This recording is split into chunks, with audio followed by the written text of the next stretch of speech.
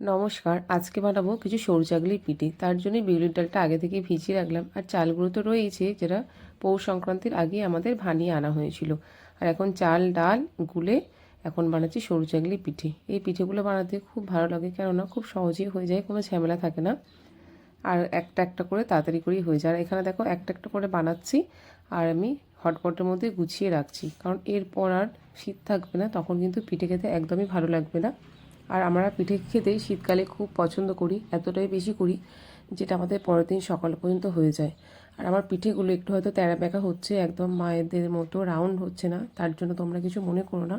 সবথেকে বড় কথা এটাই যে পিঠেটা সুন্দর করে উঠে যাচ্ছে। আর বেঁকাই হোক বা সোজাই হোক, খাওয়া তো হবেই, সেটা ব্যাপারটা নয়। আর আমার এই পিঠের ভিডিও কীরকম লাগলো তোমরা কিন্তু অবশ্যই আমাকে কমেন্ট করে জানাবে।